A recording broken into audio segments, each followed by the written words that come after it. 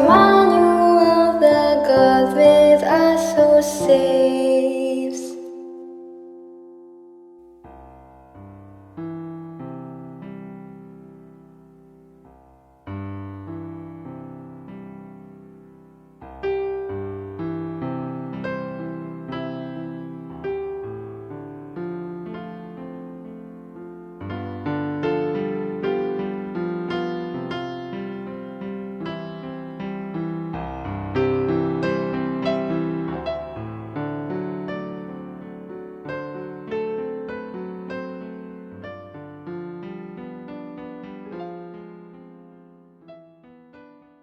Welcome sa ating continuous praying with our Blessed Mother. And I am very happy today, this time, to talk to you about another very ancient but very meaningful title of our Blessed Mother. But una sa lahat, let us make sure that we feel her presence and the presence of God who is always with her and in whom she is always so close and so intimately united. And so, together with the angels and the saints, we say, Hail Mary, full of grace, the Lord is with thee. Blessed art thou amongst women, and blessed is the fruit of thy womb, Jesus. Holy Mary, Mother of God, pray for us sinners, now and at the hour of our death. Amen. And together with Mary, let us offer this hour or this half hour to our God, and let us do everything in the name of the Father, and of the Son, and of the Holy Spirit. Amen. Mount Carmel. One of the titles of our Blessed Mother is Our Lady of Mount Carmel. Where is Mount Carmel? And what has Mount Carmel to do with the Blessed Virgin Mary? If you look at the map of the Holy Land, or Israel, whom we call it now, the northern province is Galilee. Near the border of Lebanon, you can see the Mediterranean Sea, and you will see the Stella Maris Church. That is a church dedicated to our Blessed Mother, a star of the sea, looking at the sea. No? But that place is already the mountain range of Mount Carmel that goes several miles inland. One of them is, you will see when you are praying on pilgrimage in the Holy Land, they will show you the place called Moracha. Moracha is the place where the prophet Elijah challenged the 500 priests of Baal. Baal is the false gods that the Israelites, under the rule of Jezebel and Ahab, the king Ahab is a descendant of David, but he was a bad king, especially influenced by the idolatrous Jezebel. Now, Saint Elijah said, everyone has already been unfaithful to God. Only he is the only one faithful. So, in order to awaken the people of God to their mistake, he challenged Baal to meet him and offer to their gods and to God of the Israel the sacrifice. We know what happened in the book of Elijah. Elijah is identified with Mount Carmel. First of all, Mount Carmel is an area in that place that is fertile. So remember, fertility, fruitfulness, greenness. It's like a paradise in the midst of desert, nothingness. And that is, again, first we must already realize that the Blessed Mother is the sign of spiritual fruitfulness.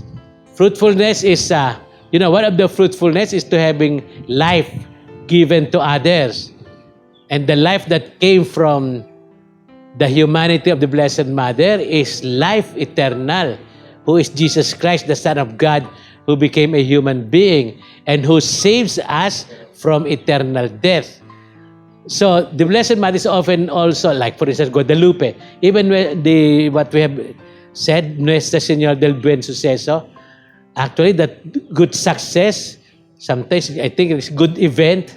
Actually, it is the good success or successful thing that is described with her is childbearing.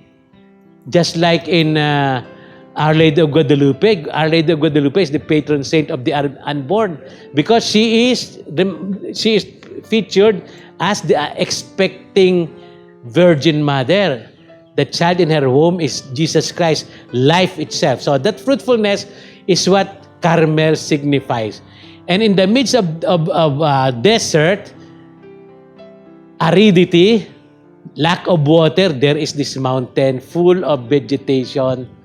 And one of the things also that is associated with Saint Elijah, the father of all prophets, is that for 7 years, God through him brought famine and dryness to the land because of the sinfulness of the people.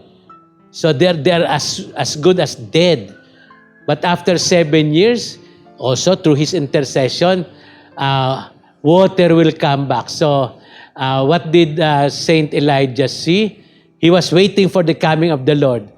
You know, he is being persecuted by Jezebel and the Jews, no?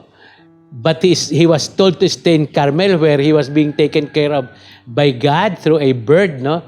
Now he was told to expect the rain, and the rain will bring fruitfulness.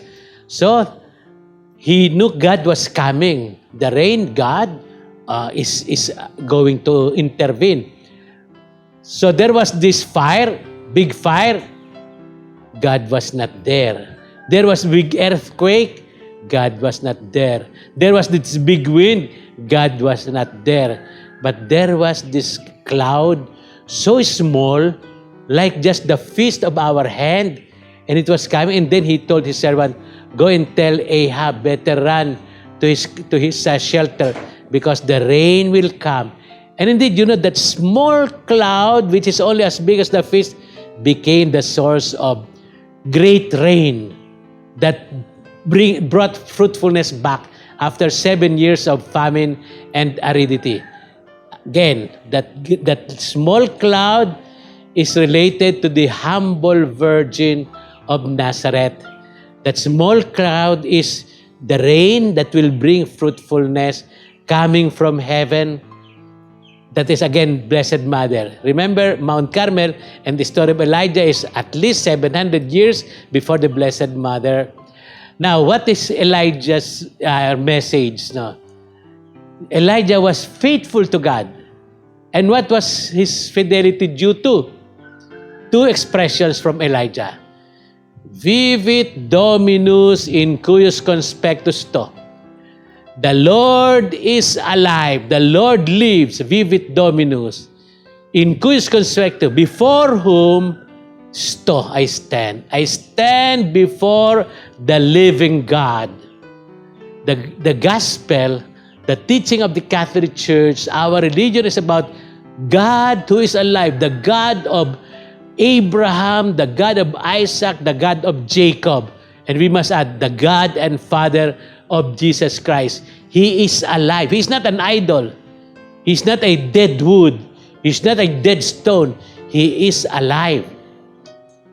And being alive, He is the source of life. That's why He is the source of everything good. Everything that is good is coming from God. When you are a good person, you are a godly person. And our goodness is the result of our being with God. And you can see that again in the Blessed Virgin Mary. That is the spirituality of Saint Elijah, considered the founder of Carmelite spirituality. And his place is Mount Carmel. Vivit Dominus in cois conspectus to. And what are we doing most of the time? We always, at prayer, we always stand before the living God. You know, when we are before the Blessed Sacrament, we are present, letter small p, before the presence, big P. The big P is God, we are the little p's. The presence before the present. That is Elijah. That is Carmelite spirituality. That is Mount Carmel. The fruitfulness of our life, especially of our spiritual life, is due to our living always and believing. You know what believing is? Being and living before God, who is real and alive and gives life and gives everything good. The other expression of Saint Elijah is Zelo, Zelavi, Prodomino, Deo, Sabaoth. I burn with zeal for the God whose cause is who is the Lord of all armies. I burn with zeal for the cause of the living God. In other words, we must live completely for God. What we should do is what God wants us to do. It is His plan. We have no plans. We must always accomplish His will. So those two things mean prayer is being with God, and work, living, is always living for God, working for God every minute of our day. So there is no conflict between our work, which should always be raised to the level of heaven, and our being with God, even here on earth. Carmelite spirituality is being always in the presence of God who is alive and living, how do you call that? Living 24/7 for God. Says St. Paul, whether we are awake or we are asleep, we belong to God. Carmelite spirituality is that. Why is it associated with Blessed Mother? Because the Blessed Mother, because she is immaculate, without a stain of sin, and remember, when we are sinful, we are separated from God. When we are holy, we are united to God. We are sacred like God. There is no stain of sin in the Blessed Mother. No iota of her being is ever under the influence of the evil one. That means the whole of the Blessed Mother, every moment of her life, every day of her years, her whole life was completely dedicated to God, completely possessed of God. You know, when we also consecrate ourselves, what do we say? Lord, I am all yours. That is the consecration also of Louis Marie Grignon de Montfort to Blessed Mother, aware that when you are consecrated to Blessed Mother, you belong to the Lord. Totus tuus, that is the motto of Pope St. John Paul II. I am all yours. All that I am, all that I have, all that I do is yours. So that whether we are awake, whatever we be doing, it's to be good. Because bad things you don't give to God. You cannot offer to God. And if there is bad thing in us, that means we are not, at least for that moment, for that instant, for that element in our life, we do not belong to God. We are in sin. But if we are sinless, like the Blessed Mother, and she is that, we are completely possessed by God. No moment or no place in our life, in our body, in our soul is under the evil one.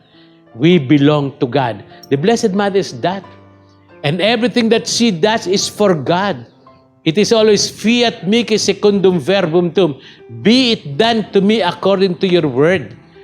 Every moment of the Blessed Mother's life is spent with God, in God, and for God. That is also meant for us.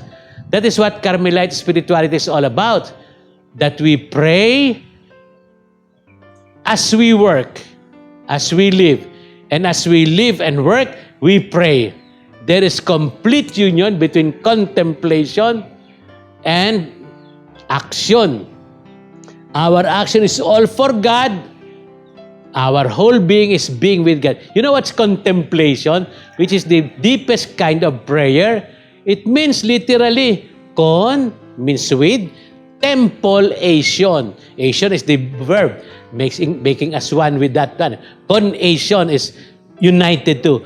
United to God in the temple You know, the whole Bible, especially Psalm, would always say, let us go to the temple of God, the God who is the Lord of our youth. Let us go to the mountain of God. And then we also hear, God wants to be with the children of men. God dwells in your heart. God is in you. God is with us. So, what is heaven? Heaven is we in God and God in us. That is why we receive Holy Communion. That means we allow God, we let God, we welcome God into our heart, and we become the temple of the Holy Spirit, the temple of God. But at the same time, we don't receive Holy Communion really, although that's not bad saying it, no? It's not wrong saying it. But we are received in the communion of those who are made holy. Communion of saints. They are those who are united in the one body of Christ. So, God lives in us. We are His temple. We are His tabernacle. Again, the Blessed Mother is the number one tabernacle, the number one temple. Her body, her being, her existence is God living in her. That's why she is the living tabernacle. And we should also be like her because she is our mother, we are her children. We become temples of God. And if we are temples of God here on earth, we will be living in the house of God. We will be staying with God in His temple. The temple is God's dwelling place. So when we contemplate, we are in the temple together with the one who lives there, God. And God is with us, allowing us to live in His dwelling place. That's why Jesus is telling us, I have to go to where I will go. I will prepare a place for you. He prepares a dwelling place for each one of us because we make a dwelling place for Him in our hearts. That is Carmelite spirituality. That's why the Blessed Mother is called Our Lady of Mount Carmel. Mount Carmel is the place where the prophet Elijah, the only remaining faithful follower of God, expressed his total belonging to God by praying to Him day and night and by doing everything that He wants. It is contemplation, prayer, and his whole active life is dedicated to God. And Elijah is the image of the Blessed Mother. Mount Carmel is the result of that, is the place of encounter with God. It is the highest mountain where you meet God and you dwell with God. And God shows that He is with us because His goodness, the bounty that is associated with God, who is everything and who owns everything, is poured out on us. You know, when we say everything that is abundantly poured out on us, we should understand also that is He completely. You know, if God is with us, we have nothing else. We don't need anything else. That's why Saint Teresa of Avila, a great Carmelite reformer, was able to say that solo Dios basta. Only God suffices. She said, nada te turbe, nada te espante. That means, let nothing disturb you, let nothing worry you. Like Saint Padre Pio Pietrelcina said, pray, hope, do not worry. And Saint Therese, another Carmelite, Saint Padre Pio Franciscano, Saint Therese, another great Carmelite, says, be like little child to the Father who is God. He will take care of you. You have nothing to worry. So, her doctrine of young little childhood is, do not be discouraged. Don't give in to discouragement, but do everything with utmost love. And then be merciful in words, in deeds, and in prayer. Meaning to say, establish good relationship with everybody. We are all brothers and sisters. But do not worry. Why should we be worried? God is with us, and we are supposed to be in God. So, Saint Teresa of Avila continues, nada te turbe, nada te fan, don't let anything disturb you, don't worry about anything. Todo se pasa. You know, we are worried that we will lose our money, we will lose our house, we will lose our friends, we will lose our life on this earth. Todo se pasa. Everything is passing away.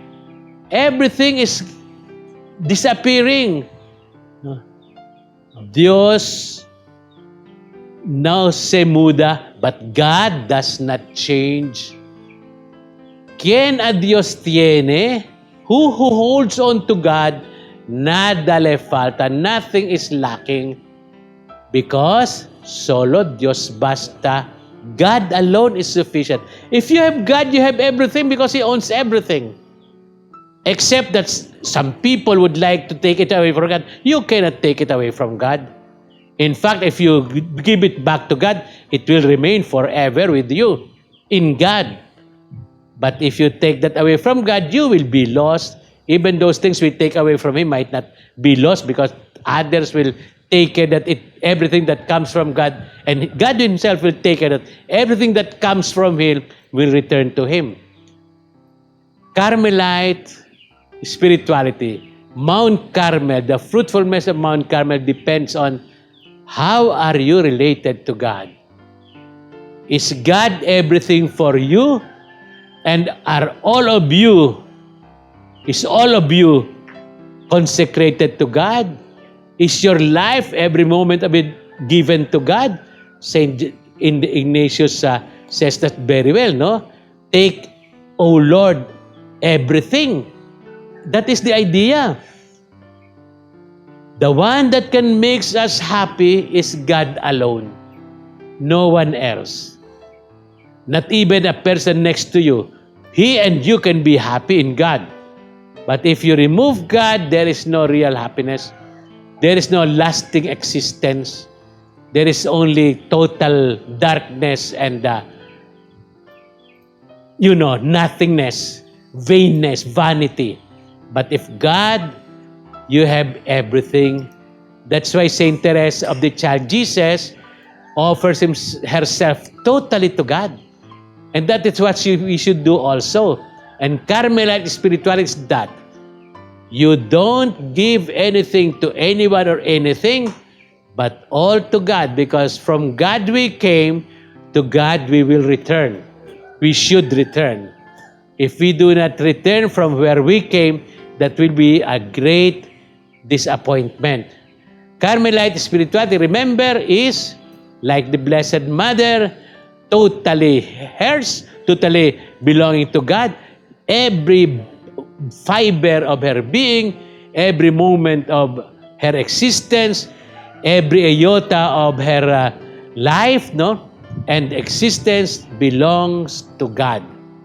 God is everything, and everything that we need comes from God. Everything that we need is God Himself. So we must remember that the Blessed Mother, what really her life reveals to us is to live for Jesus, all for Jesus, for God, all for God. It's not difficult.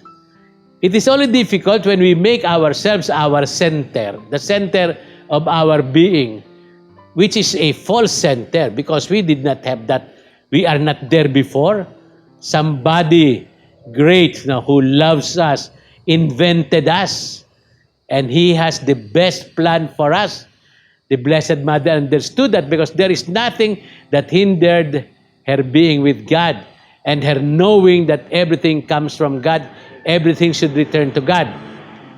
If we will imitate her, and that is what makes it difficult, is that our self-centeredness, therefore our making ourselves the most important thing for us, and not God, and God is the most important thing.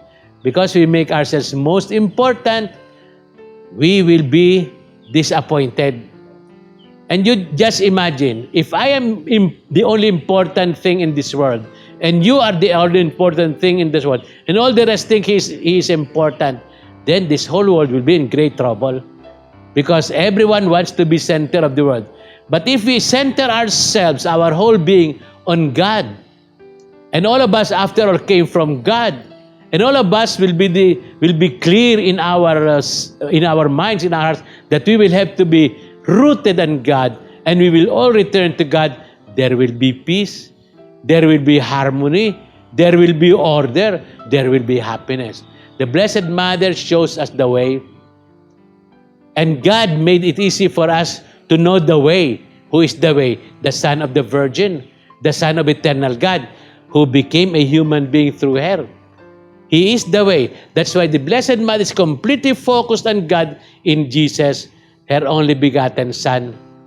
And her whole prayer is that. Prayer is nothing else but union with God. So if our objective in life is always to be united to God, it will not be hard because it is not our work, it is His work. He draws us to Himself. St. Augustine said that, you created us for yourself, and our hearts are restless until they rest in you. So we must allow ourselves to be drawn. If you refuse to be drawn to Him, you will be scattered. No, you will be destroyed. But it is God who unites all of us in Himself. The Blessed Mother shows that to us. How? The purity of her existence. That's why she is immaculate.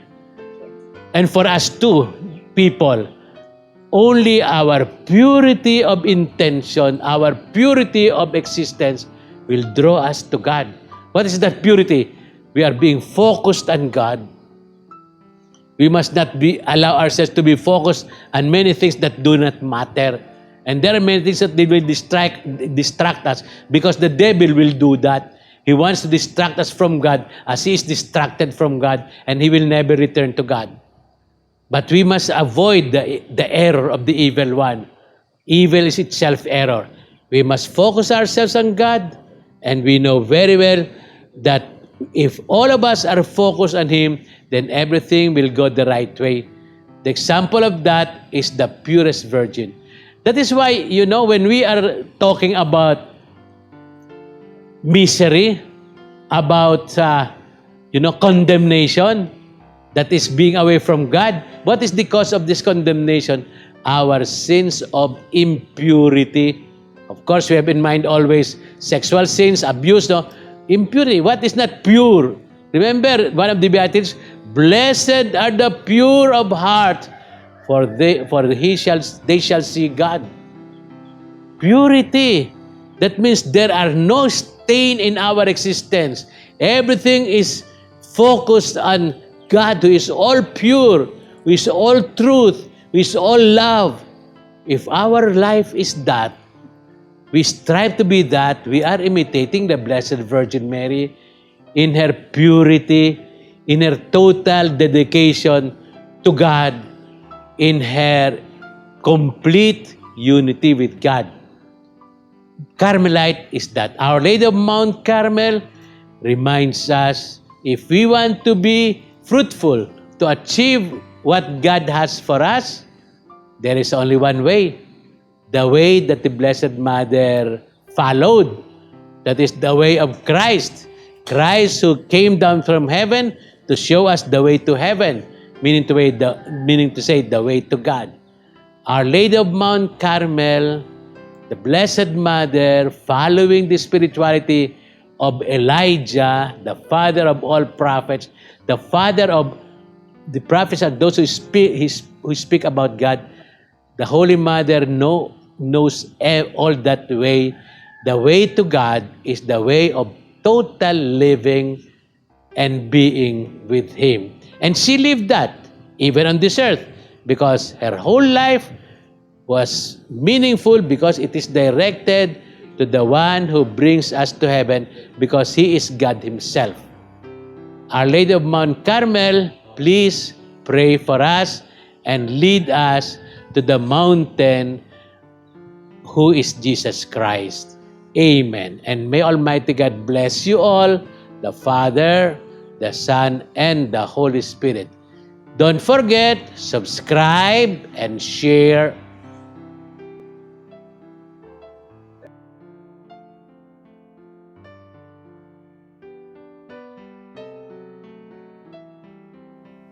Dear ETVN followers and community members, please continue to subscribe and share with others our series on the apparitions of our Blessed Mother, so that her blessings, her love will be known by many and shared by everyone. God bless you.